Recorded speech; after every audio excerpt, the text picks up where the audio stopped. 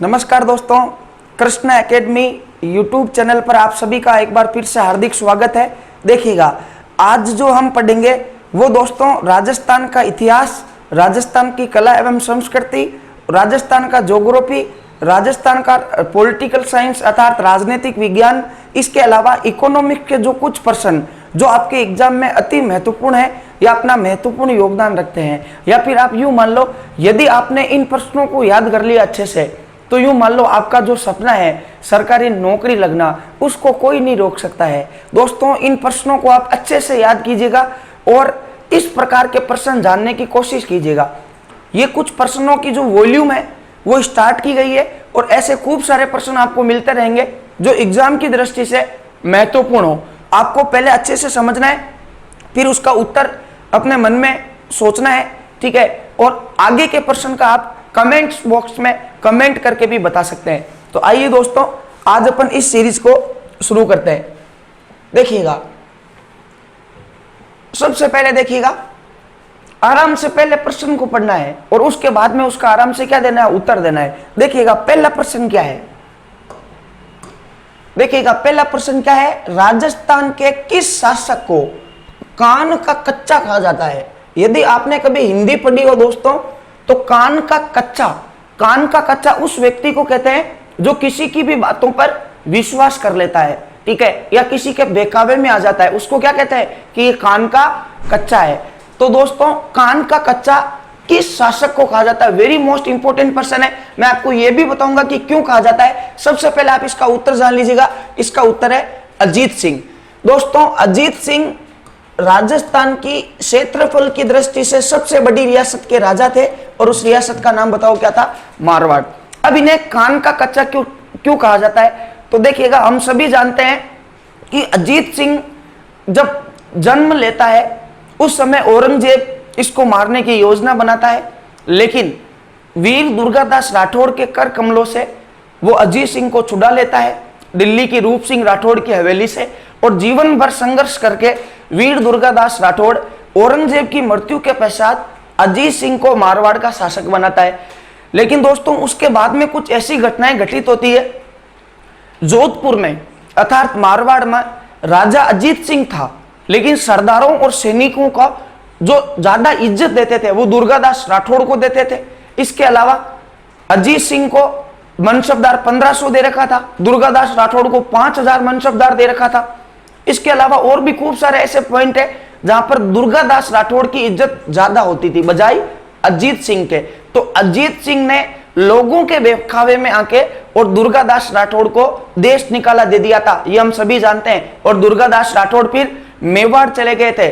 मेवाड़ के शासक उस समय अमर सिंह सेकिंड थे और उन्होंने रामपुरा की जागीरी देकर वीर दुर्गादास राठौड़ को मेवाड़ में शरण दी थी और फिर इनकी उज्जैन एमपी में मृत्यु हो गई और वहीं पर दुर्गादास राठौड़ की छतरी है। तो दोस्तों, ध्यान रखिएगा, पहला प्रश्न, कान का कच्चा किसे कहा जाता है, तो अजीत सिंह को कहा जाता है। और अजीत सिंह कहां का राजा था, मारवाड़ का। आगे देखिएगा, बहुत अच्छा प्रश्न है और यूं मान लो कि यह प्रश्न 100% एग्जाम में आ गया।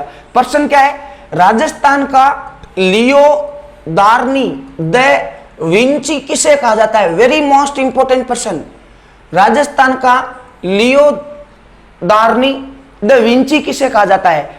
सबसे पहले हम ये पता करते हैं कि लियो दार्नी द विंची होता क्या है।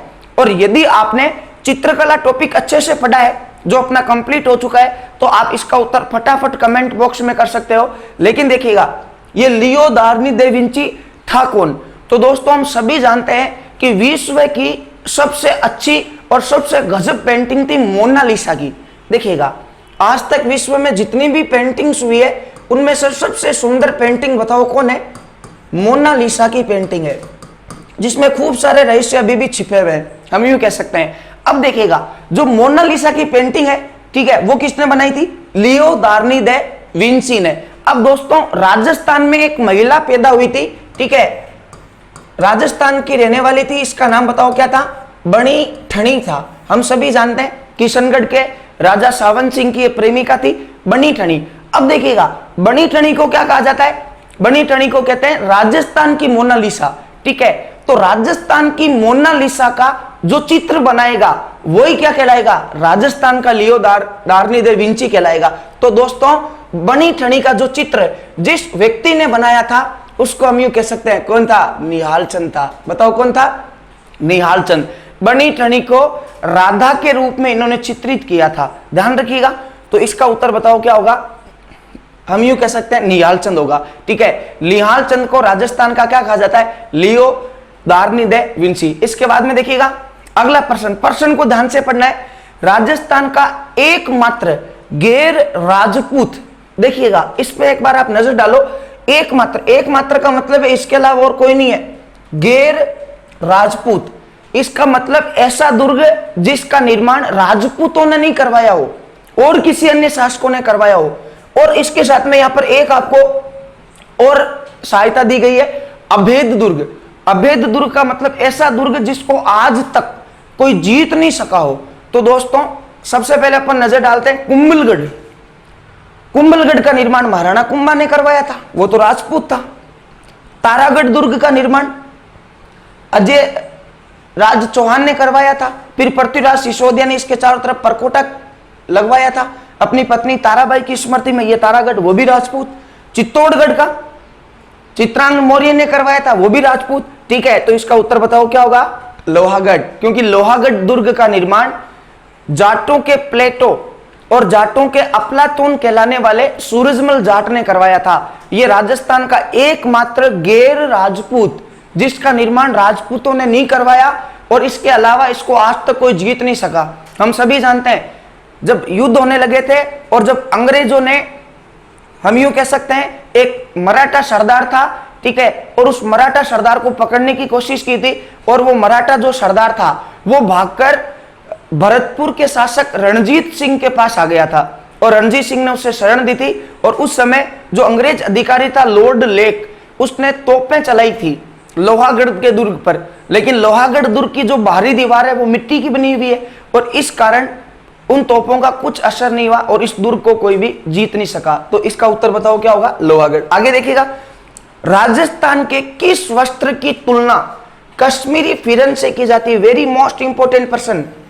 सबसे पहले आपको पता होना चाहिए फिरन क्या है। कश्मीरी फिरन दोस्तों एक वस्त्र होता है जिसको कश्मीर के लोग उस समय पहनते हैं जिस समय बहुत भयंकर सर्दी होती है। वैसे कश्मीर में हमेशा सर्दी होती है, लेकिन जब तेज सर्दी होती है तो उस समय एक वस्त्र पहना जाता है ऊपर से लेके और घुटनों तक। इस प्रकार का एक वस्त्र होता है जिसको क्या कहते हैं कश्मीर में, फिरन। सेम टू सेम ऐसा वस्त्र राजस्थान में तेज सर्दी के समय पहना जाता है और उसका नाम बताओ क्या है, आत्मसुख। क्या नाम है, आत्मसुख।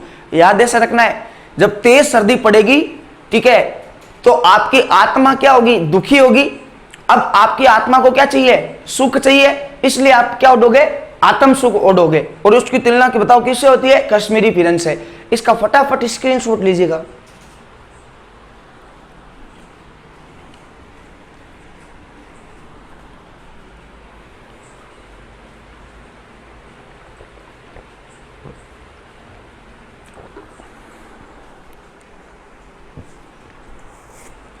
देखिएगा इसके बाद में कौन कौन से प्रश्न है और जो महत्वपूर्ण है और आपको सरकारी नौकरी दिलाने में वो बिल्कुल आपके, हम यूं कह सकते हैं कि सही साबित होंगे। अगला प्रश्न देखिएगा, पहले प्रश्न को ध्यान से पढ़ना है।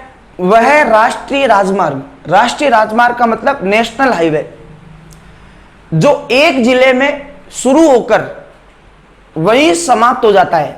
कैसे, देखिएगा हम यूं कह सकते हैं कि ये अपना राजस्थान है और राजस्थान में बताओ कितने जिले, टोटल 33 जिले, ठीक है। अब खूब सारे राष्ट्रीय राजमार्ग ऐसे है, ठीक है, जो एक जिले से दूसरे जिले में एंटर करते हैं या फिर यूं घूमते हैं। अपने को उस राष्ट्रीय राजमार्ग का नाम बताना है, जैसे कि अजमेर में स्टार्ट हुआ और अजमेर में समाप्त हो गया, जयपुर में स्टार्ट हुआ और जयपुर में समाप्त हो गया। तो दोस्तों अब इसको प्रश्न को आप आराम से पढ़िएगा।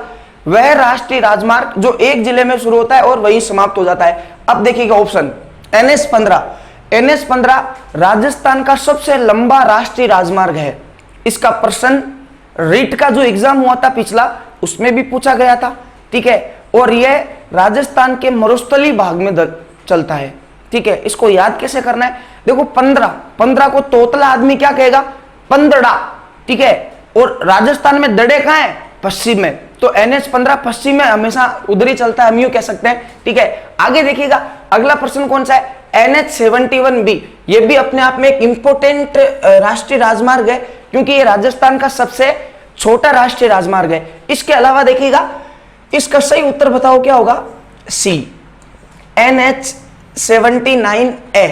अजमेर से स्टार्ट होता है और अजमेर में ही समाप्त हो जाता है। इसके अलावा राजस्थान का एक राष्ट्रीय राजमार्ग और है जो एक ही जिले में स्टार्ट होता है और एक में समाप्त हो जाता है, और उसका उत्तर उसका भी क्या होगा, 11C।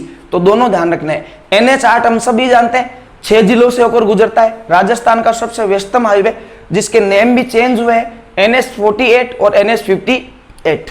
अगला प्रश्न देखिएगा, प्रतापगढ़ जिले का नाम या प्रतापगढ़ जिले का निर्माण, यहां पे बताओ नाम की जगह क्या आएगा, निर्माण। प्रतापगढ़ जिले का निर्माण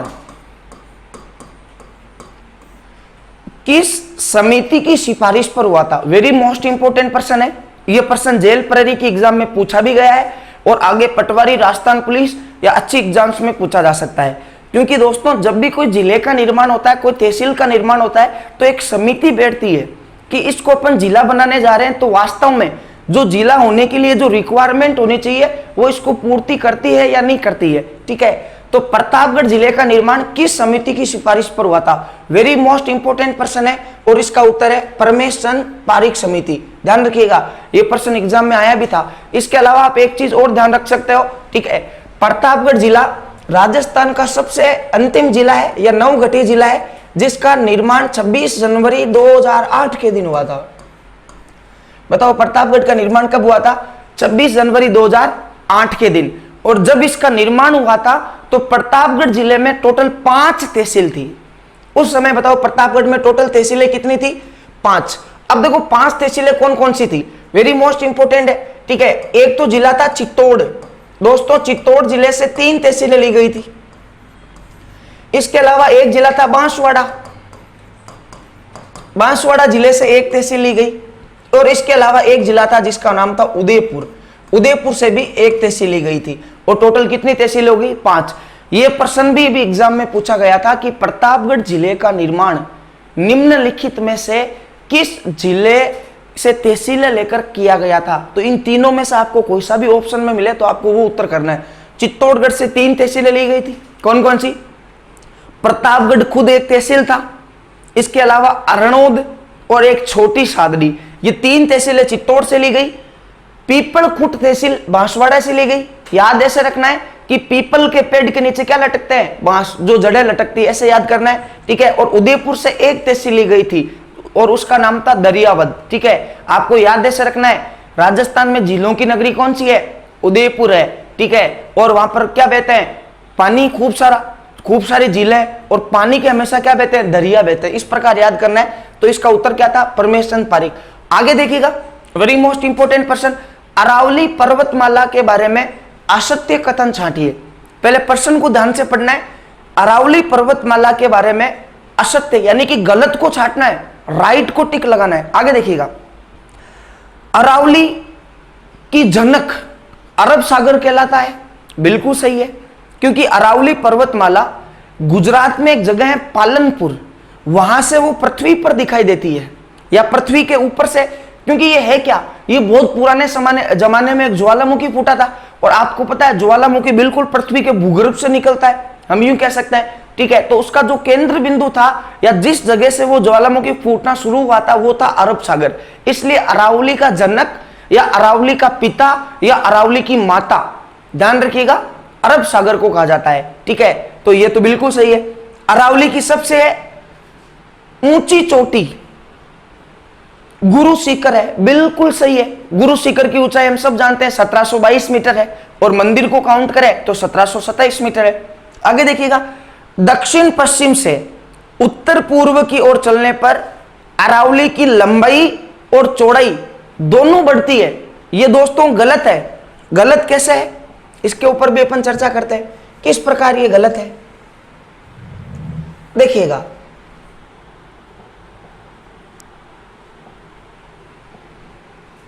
देखिएगा, ये अपना क्या है? राजस्थान है। अभी हमने पढ़ा था पालनपुर में अरावली पर्वतमाला एंटर करती है। ठीक है, और अरावली पर्वतमाला राजस्थान में जिस जगह पर एंटर होती है, ठीक है, उस जगह का नाम है खेड़ बर्मा। और खेड़ बर्मा कहां पड़ता है? सिरोही में। तो दोस्तों जब इधर अरावली पर्वतमाला एंटर करती है, ठीक है, तो उसका ये सिचुएशन रहती है इस प्रकार, देखिएगा। फिर अजमेर में आता है, हम यूं कह सकते हैं ऐसी हो जाती है, और फिर वापस जाते समय इतनी हल्की सी यूं प्रकार चलती, देखिएगा। तो आपको पर्सन को ढंग से पढ़ना है, ठीक है। अब आपको पता है इधर क्या होता है? दक्षिण, इधर क्या होता है? पश्चिम, इधर क्या होता है? पूर्व, और इधर बताओ क्या है? उत्तर। अब इन दोनों के बीच में ये क्या है? दक्षिण पश्चिम है, और ये इन दोनों के बीच में बताओ क्या है? उत्तर पूर्व है, ठीक है। अब हम सभी जानते हैं कि जो अरावली की सबसे ऊंची चोटी है गुरु शिखर, वो यहां पे है सिरोही में, और सिरोही कहां पड़ता है? दक्षिण पश्चिम में। इसका मतलब अरावली की जो ऊंचाई है वो सबसे ज्यादा का है? दक्षिण पश्चिम में, और चौड़ाई भी का है? दक्षिण पश्चिम में। और जैसे जैसे आप उत्तर पूर्व की ओर जाओगे, ठीक है, तो इसकी लंबाई भी घटती है और चौड़ाई भी घटती है। इसका मतलब इधर से इधर जाने पे लंबाई भी घटेगी और चौड़ाई भी घटेगी। लेकिन यहां पे क्या लिख रखा है कि दक्षिण पश्चिम से उत्तर पूर्व की चलने पर, इधर से इधर चलने पे अरावली की लंबाई और चौड़ाई क्या लिख रखा है? बढ़ती है। दोस्तों बढ़ती नहीं है, घटती है, ध्यान रखिएगा। तो इसका उत्तर क्या हो गया? सी हो गया। बहुत अच्छा प्रश्न था, एग्जाम में भी पूछा गया है। आगे देखिएगा, ये जो नेक्स्ट प्रश्न है वो थोड़ा टाइपिंग मिस्टेक है, ठीक है, अगले वॉल्यूम में आपको वापस अच्छे से मिल जाएगा। आगे देखिएगा दोस्तों, राजस्थान जीके के जो महत्वपूर्ण प्रश्न है उस श्रृंखला में आगे देखिएगा कौन कौन से प्रश्न है। देखिएगा, राजस्थान के पर्यटन का आदर्श वाक्य क्या है? वेरी मोस्ट इंपोर्टेंट प्रश्न। इसके अलावा आरएस प्री 2016 में यह प्रश्न भी पूछा गया था। देखिएगा, पर्यटन का आदर्श वाक्य क्या होता है? सबसे पहले पर्यटन क्या होता है? आपको पता है राजस्थान की कला संस्कृति बहुत विचित्र रही है। यहाँ पर दुर्ग, छतरियां, स्मारक, मंदिर इतने गजब के हैं जो विदेशों से आने वाले पर्यटनों को लुभावते हैं और इधर आकर्षित करते हैं राजस्थान की तरफ, ठीक है। तो बाहर से जो लोग राजस्थान में घूमने आते हैं वो राजस्थान में क्या कहलाएंगे? पर्यटन। पर्यटन दो प्रकार के होते हैं, एक देशी और एक विदेशी। जो यूपी, एमपी, पंजाब, हरियाणा, महाराष्ट्र से अर्थात इंडिया से आता है वो तो कहलाता है देशी, और जो इंडिया के बाहर से आता है वो क्या कहलाता है? विदेशी पर्यटन। दोस्तों पर्यटन के आदर्श वाक्य हमेशा चेंज होते रहते हैं। वेरी मोस्ट इंपोर्टेंट प्रश्न है। अभी क्या प्रश्न है? राजस्थान के पर्यटन का आदर्श वाक्य क्या है? तो अभी एट प्रेजेंट इसका आदर्श वाक्य है पधारो हमारे देश, आना कभी हवेली पर। अभी पर्यटन आदर्श वाक्य यह है। लेकिन ध्यान रखिएगा, इसके पहले आपसे पूछ लिया जाए कि राजस्थान का पर्यटन आदर्श वाक्य पधारो हमारे देश के पहले क्या था, तो इसका पहले क्या था? जाने क्या दिख जाए। ये आरएस प्री में प्रश्न पूछा गया है, ठीक है। जिस समय बीजेपी की सरकार थी तो ये प्रश्न था, ठीक है। और राजस्थान के पर्यटन का आदर्श वाक्य क्या था? जानने क्या दिख जाए। लेकिन जैसे ही कांग्रेस की सरकार आई और पधारो हमारे देश कर दिया। आगे देखिएगा, भारत के कुल नमक उत्पादन का सांबर झील में कितने प्रतिशत होता है? पहले तो आप प्रश्न को अच्छे से पढ़िएगा, ठीक है, कि भारत के कुल जो इंडिया में टोटल नमक का उत्पादन होता है उसमें सांबर झील का कितना परसेंट है, ठीक है। तो इसका उत्तर क्या होगा? 8.7। लेकिन यदि यहीं पर भारत न होकर इसकी जगह होता राजस्थान, कि राजस्थान के कुल नमक उत्पादन का सांबर झील में कितने परसेंट है? वेरी मोस्ट इंपोर्टेंट पर्सन है। तो वो दोस्तों होता है 90 से 92%। राजस्थान में जो नमक उत्पादन होता है उसका सांबर झील का कितना परसेंट है? 90 से 92। और भारत में कितने? 8.7। वेरी मोस्ट इंपोर्टेंट पर्सन है। आगे देखिएगा, राजस्थान में विधानमंडल है। सबसे पहले आपको ये पता होना चाहिए विधानमंडल होता क्या है।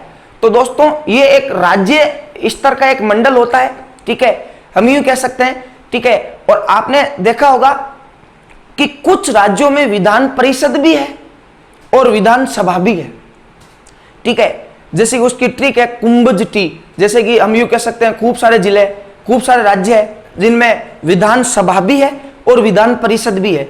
तो वहां पर दो चीजें हैं, विधानसभा भी है और विधान परिषद भी है। जहां पर दोनों होती है उसको बोलेंगे द्विसदनीय।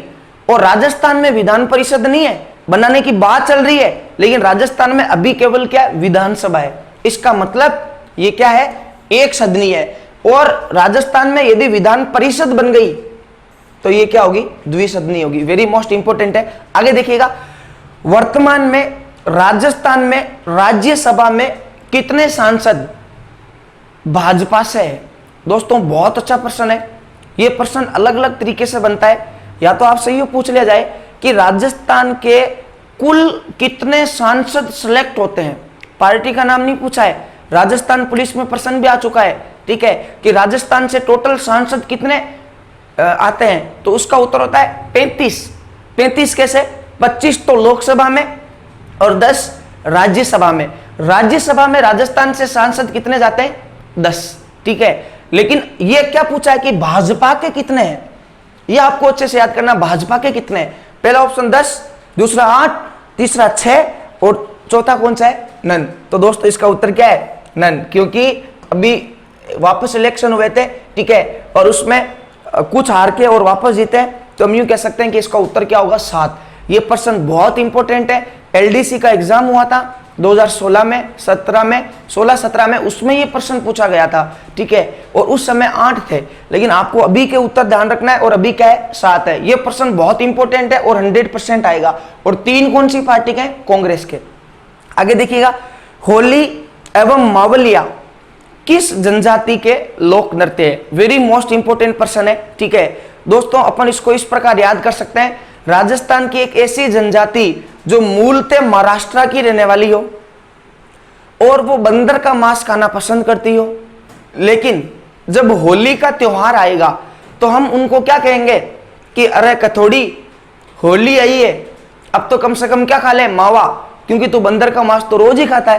तो आपको क्या कहना है? अरे कथोड़ी, होली आई है, अब तो क्या खा ले? मावा खा ले। तो होली और मावलिया नृत्य, ठीक है, ये कौन सी जनजाति के? कथोड़ी जनजाति के। आगे देखिएगा, महत्वपूर्ण प्रश्नों की श्रृंखला में राजस्थान में पति के प्रदेश चले जाने पर उसकी पत्नी द्वारा कौन सा गीत गाया जाता है? अर्थात अगर कालिया विदेश चला गया तो कालची पीछे से उसके वियोग में कौन सा गीत गाएगी?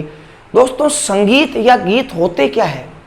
वेरी सिंपल है, अपने मन की दशा को प्रकट करने हेतु या अपनी मनोदशा को प्रकट करने हेतु जो संगीत या जो गीत गाए जाते हैं उन्हीं को राजस्थान के लोक संगीत कहते हैं।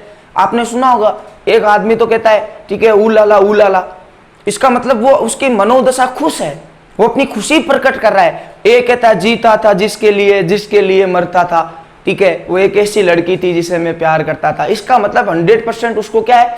लवेरिया है, ठीक है। तो वो अपने मन की दशा प्रकट कर रहा है, ठीक है। इस प्रकार आपको याद रखना है। तो अपने मन की दशा को प्रकट करने हेतु जो गीत गाए गए उनको लोक संगीत कहते हैं। प्रश्न क्या है? जैसलमेर में पति के प्रदेश चले जाने पर उसकी पत्नी द्वारा कौन सा गीत गाया जाता है? तो बताओ कौन सा गीत गाया जाता है? जोरावा। इसको याद ऐसे रख सकते हैं कि जैसलमेर में एक पति था और एक पत्नी थी। पति के घर में 7-8 जानवर थे और पति शादी करने के बाद में उन जानवरों को अपनी पत्नी को बुला के और खुद विदेश चला गया। अब पत्नी को उन सभी जानवरों की देखभाल करनी होगी, ठीक है, और पत्नी क्या कहेगी कि मेरे को जोर आता है, तो जोर आने से याद क्या रखना है? जोरावा। आगे देखिएगा, आमेर के कछावा वंश, क्योंकि दोस्तों राजस्थान में एक रियासत हुई थी आमेर, और आमेर पर कौन से वंश का राज था? कछावा वंश का, क्योंकि ये भगवान राम के पुत्र कुश के वंशज मानते हैं। राजाओं का राज तिलक किस महल में होता था? जब भी कोई नया राजा बनता था तो उसका राज तिलक होता था और एक फिक्स महल होता था, उसी में उनका राज तिलक होता था, ठीक है। तो बहुत इंपॉर्टेंट प्रश्न है, ठीक है। आमेर के कछावा वंश के राजाओं का राज तिलक बताओ कौन से महल में होता था? कदमी महल में। जबकि श्रृंगार चौरी में मारवाड़ के शासकों का होता था, ठीक है। इस प्रकार आपको याद करना है। जयपुर रियासत में एक राजा बने थे रामदेव या राजदेव, उन्होंने आमेर दुर्ग के बीचों बीच एक महल बनवाया था और उसी महल को कदमी महल कहा जाता है। आगे देखिएगा, 84 खंभों की छतरी कहाँ स्थित है? यदि आपने छतरी या जो टॉपिक अभी अपना चल रहा है अच्छे से पढ़ा है तो आप इसका उत्तर आराम से दे सकते हो। मैंने आपको बताया था बूंदी में एक जगह है देवपुरा, ठीक है, देवपुरा में एक छतरी का निर्माण करवाया गया था और उसमें खंभे कितने थे? 84, इसलिए इसको 84 खंभों की छतरी कहा जाता है। आगे देखिएगा, दशरथ शर्मा ने किसे सिंधु घाटी सभ्यता की तीसरी राजधानी बताया है? दोस्तों जब अपन भारत का इतिहास पढ़ते हैं और भारत के इतिहास में प्राचीन भारत का इतिहास पढ़ते हैं, एंशिएंट हिस्ट्री, तो वहां पर सिंधु घाटी सभ्यता में दो स्थल है, एक तो हड़प्पा और एक है मोहनजोदड़ो। हड़प्पा और मोहनजोदड़ो दोनों विकसित नगर थे प्राचीन जमाने में, इसलिए सिंधु घाटी सभ्यता की जुड़वा राजधानी हड़प्पा और मोहनजोदड़ो को कहा जाता है। कैसे? सपोज करो अभी पूरी दुनिया चल रही है, ठीक है, और प्रलय आए और पूरी दुनिया समाप्त हो जाए। अब वापस जब नई पीढ़ी आएगी और वो खोज करेंगे, राजस्थान की मान लो, तो सारे नगरों की खोज करेंगे, सबसे स्मार्ट सिटी कौन सी है? जयपुर। तो वो ये अंदाजा लगाएंगे कि इस राजस्थान में जो सबसे अच्छी जगह है वो जयपुर है। इसका मतलब ये क्या थी? राजधानी थी। ऐसे अंदाजा लगाया जाता है कि सिंधु घाटी सभ्यता की जुड़वा राजधानी थी हड़प्पा और मोहनजोदड़ो। लेकिन दशरथ शर्मा जिन्होंने एक पुस्तक लिखी है अर्ली चौहान डायनेस्टीज, उन्होंने ये लिखा है, ठीक है, कि हमारे राजस्थान में भी एक ऐसा स्थल है कालीबंगा, ठीक है, जिसको आप हड़प्पा सभ्यता की तीसरी राजधानी कह सकते हो, ठीक है। तो दशरथ शर्मा ने सिंधु घाटी सभ्यता की तीसरी राजधानी किसको कहा है? कालीबंगा को। आगे देखिएगा, गोपीनाथ शर्मा के अनुसार हल्दी घाटी का युद्ध कब लड़ा गया था? दोस्तों, राजस्थान के और भारत के जितने भी इतिहासकार है वो सब हल्दी घाटी के युद्ध की डेट क्या मानते हैं? 18 जून। लेकिन गोपीनाथ शर्मा एकमात्र ऐसा इतिहासकार है जो इस हल्दी घाटी के युद्ध की डेट क्या मानता है? 21 जून मानता है। बहुत इंपॉर्टेंट है, ध्यान रखिएगा। गोपीनाथ शर्मा के अनुसार इसकी डेट क्या है? 21 जून है हल्दी घाटी के युद्ध की। इसके बाद देखिएगा, महत्वपूर्ण प्रश्नों की श्रृंखला में महाराजा राय सिंह किन किन मुगल शासकों के समकालीन थे? बीकानेर के एक राजा थे जिनका नाम था महाराजा राय सिंह। उनके समकालीन कौन कौन से मुगल बादशाह थे? तो दोस्तों, जिस समय राय सिंह बीकानेर की गद्दी पर बैठे थे 1574 ईस्वी में, उस समय हिंदुस्तान का मुगल बादशाह कौन था? अकबर था। और राय सिंह की मृत्यु होती है 1614 के आसपास, ठीक है। और उस समय हिंदुस्तान का मुगल बादशाह कौन बन गया था? जहांगीर। तो इसका उत्तर क्या है? ये दोनों, अकबर व जहांगीर। सांझा और जहांगीर नहीं है, केवल अकबर भी नहीं है और केवल जहांगीर भी नहीं है। अकबर और जहांगीर दोनों के समकालीन कौन था? राय सिंह था। ये भी बहुत अच्छा प्रश्न है। और ऐसे भी आ सकता है कि बीकानेर के उस राजा का नाम बताओ जिसने सबसे पहले महाराजा की उपाधि धारण की थी, तो वो भी बताओ कौन है? राय सिंह। आगे देखिएगा, खानवा के युद्ध में आमेर से सांगा की सहायता करने के लिए कौन गया था? दोस्तों, हम सभी जानते हैं राजस्थान के इतिहास में एक महत्वपूर्ण योगदान रखने वाला युद्ध खानवा का युद्ध, जो बाबर और सांगा के बीच 17 मार्च 1527 को भरतपुर जिले की रूपवास तहसील में लड़ा गया था। और महाराणा सांगा ने एक प्रथा चलाई थी, पाती पर्वन प्रथा। उसके तहत राजस्थान के सभी राजा सांगा की सहायता करने वाले थे। और उस समय सांगा के समकालीन जयपुर के राजा कौन थे? तो वो थे पृथ्वीराज कच्छावा। ध्यान रखिएगा। और पृथ्वीराज कच्छावा सांगा की सहायता करने गए थे पाती पर्वन प्रथा के तहत, और ये युद्ध में लड़ते हुए वीर गति को प्राप्त हो गए थे। आगे देखिएगा, अलाउद्दीन खिलजी ने किस सेनापति के नेतृत्व में जालोर दुर्ग फतेह किया था? हम सभी जानते हैं अलाउद्दीन खिलजी ने राजस्थान पर टोटल 5 बार आक्रमण किए हैं। 1292 जैसलमेर, 1301 रणथंबोर, 1303 चित्तौड़ पद्मावती के चक्कर में, 1308 सिवाना जालोर और 1311, ठीक है, सिवाना बाड़मेर और 1311 में कौन सा? जालोर। 5 बार आक्रमण किए थे।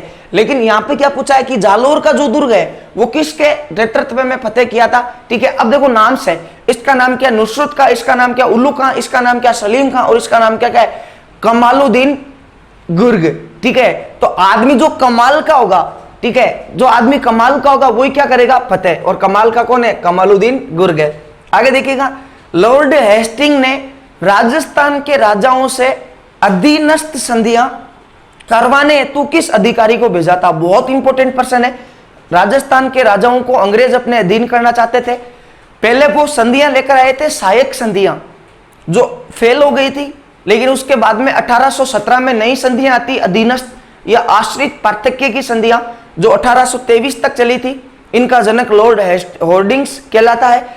अब गवर्नर था, वो खुद तो आएगा नहीं, ठीक है, और उसने जिस व्यक्ति को भेजा था उसका उत्तर बताओ क्या? चार्ल्स मेटकोप। दोस्तों, बहुत इंपॉर्टेंट प्रश्न है ये। प्रश्न आरएस प्री में पूछा गया है 2018।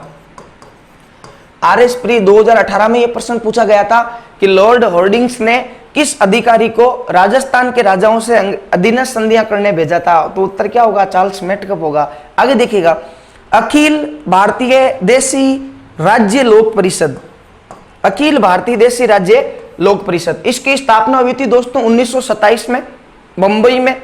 उद्देश्य था उत्तरदायी शासन की स्थापना करवाना, और इसकी शॉर्ट फॉर्म हम बना सकते हैं ABDRLP, ABDRLP, अखिल भारतीय देशी राज्य लोक परिषद। याद कैसे करोगे? एक क्रिकेटर है दक्षिण अफ्रीका का जो IPL में बेंगलोर में खेलता है, AB डिविलियर्स, और हनुमान बेनीवाल की पार्टी कौन सी है? RLP। ठीक है, इसको आप ऐसे याद कर सकते हो। 7वां अधिवेशन कहां हुआ? ABDRLP का 7वां अधिवेशन कहां हुआ? वेरी मोस्ट इंपोर्टेंट पर्सन है। राजस्थान में एक ही बार हुआ था, ठीक है, और वो कहां हुआ था? उदयपुर में हुआ था। आगे चलिएगा, देखिएगा महत्वपूर्ण प्रश्नों की श्रृंखला में आगे प्रश्न दोस्तों, बेंगू किसान आंदोलन का नेतृत्व किसने किया था? राजस्थान में किसान आंदोलन हुए थे क्योंकि किसानों पर अत्याचार हो रहे थे, और उस समय एक आंदोलन हुआ था बेंगू किसान आंदोलन, ठीक है, जो चित्तौड़गढ़ रियासत के अधीन था। हम यूं कह सकते हैं मेवाड़ रियासत के अधीन था। दोस्तों बेंगू नामक जगह चित्तौड़ में पड़ती है, जिला चित्तौड़ है, लेकिन रियासत मेवाड़ थी। और इसमें एक जगह थी जिसका नाम था मेनाल, एक गांव था, और उस मेनाल में एक गांव में एक जगह थी भैरूकुंड। वहां पर बेंगू के किसान एकत्रित हुए और उन्होंने निर्णय लिया कि हम मेवाड़ के महाराणा के खिलाफ आंदोलन करेंगे, क्योंकि राजस्थान के किसानों की समस्या थी LLB, लगान, लाटा, कूता और बेगार। वो हम आगे पढ़ेंगे किसान आंदोलन में, ठीक है। और उस समय आपको पता है राजस्थान का हीरो कौन था? विजय सिंह पथिक, जो बिजोलिया किसान आंदोलन करके अच्छे से चमक गया था। तो बेंगू किसान आंदोलन का नेतृत्व बेंगू के किसानों ने तो विजय सिंह पथिक को दिया था, लेकिन विजय सिंह पथिक ने मना कर दिया, क्योंकि उस समय वो बिजोलिया किसान आंदोलन का नेतृत्व कर रहे थे, ठीक है। और उन्होंने इसकी जिम्मेदारी दी रामनारायण चौधरी को। दोस्तों ध्यान रखिएगा, बेंगू किसान आंदोलन का नेतृत्व किसने किया था? रामनारायण चौधरी ने किया था, ठीक है। उसके बाद में एक हत्याकांड हुआ था, और उस हत्याकांड के बाद में वापस नेतृत्व विजय सिंह पथिक ने किया था, लेकिन मुख्य नेतृत्व कौन है? रामनारायण चौधरी। आगे देखिएगा, गुरु गोविंद गिरी ने भगत पंथ की स्थापना कब की? वेरी मोस्ट इंपोर्टेंट पर्सन, 1911, ठीक है। इसके बारे में हम एक टॉपिक पढ़ेंगे, राजस्थान के जनजातीय आंदोलन, उस समय पढ़ेंगे। आपको पता है डूंगरपुर, बांसवाड़ा, सिरोही के आसपास के जो भील थे, उनके ऊपर अत्याचारों को देखकर गुरु गोविंद गिरी प्रभावित होते हैं महर्षि दयानंद सरस्वती के उपदेशों से, ठीक है। और वो उनको न्याय दिलाने के लिए बेडेसा या बासिया गांव में एक पंथ की स्थापना करते हैं, भगत पंथ। आगे देखिएगा, राजस्थान की अंतरराष्ट्रीय सीमा के बारे में असत्य कथन छाटना है। सबसे पहले देखो, ये अपना राजस्थान है, ठीक है। राजस्थान के हम सभी जानते हैं इधर 4 जिले हैं। एक का नाम बताओ क्या? गंगानगर। गंगानगर के नीचे क्या है? बीकानेर। बीकानेर के नीचे क्या है? जैसलमेर। और जैसलमेर के नीचे क्या है? बाड़मेर। ये राजस्थान के 4 ऐसे जिले हैं जो पाकिस्तान से सीमा बनाते हैं। इसकी एक ट्रिक भी है, जब्बा गब्बी। जैसलमेर जब्बा, बाड़मेर गंगानगर, बीकानेर, जब्बा गब्बी। ये किलोमीटर वाइज है, ठीक है। इस प्रकार आप इसको याद कर सकते हो, ठीक है। तो अब इसको पढ़ना स्टार्ट करो। ये केवल पाकिस्तान को स्पर्श करती है, सही है। राजस्थान केवल अंतरराष्ट्रीय सीमा किसके साथ बनाना है? पाकिस्तान के साथ। आगे देखिएगा, राजस्थान के 5 जिले अंतरराष्ट्रीय सीमा बनाते हैं क्या? नहीं बनाते हैं। कितने? 4 है, ठीक है। तो असत्य कथन कौन सा हो गया? बी। आगे देखो, इसे रेड क्लिप रेखा कहते हैं, बिल्कुल सही है, क्योंकि ये जो रेखा थी वो किसने खींची थी? सर रेड क्लिप ने, 17 अगस्त 1947 के दिन, ठीक है। और राजस्थान की अंतरराष्ट्रीय सीमा 1017 किलोमीटर है, बिल्कुल सही है। आगे देखिएगा, चित्तौड़ का नाम खिजराबाद किस अभिलेख में मिलता है? किस अभिलेख में मिलता है? दोस्तों ये हम सभी जानते हैं कि चित्तौड़गढ़ का नाम खिजराबाद था, अलाउद्दीन खिलजी ने रखा था। 1303 में जीतने के बाद अपने पुत्र को वहां का किलेदार बनाया था, खिजर खां को, और इसका नाम खिजराबाद रखा था। लेकिन ये मान लो, ये प्रश्न पक्का आ गया एग्जाम में, धाबाई पीर की दरगाह के लेख से मिलता है। वेरी मोस्ट इंपोर्टेंट पर्सन है ये। दोस्तों कुछ इंपोर्टेंट पर्सन थे, ऐसी वॉल्यूम्स हम और भी पढ़ेंगे, आपका सपोर्ट मिला तो। यदि आपको ये वीडियो अच्छा लगे तो इसे लाइक और शेयर करना न भूले। धन्यवाद।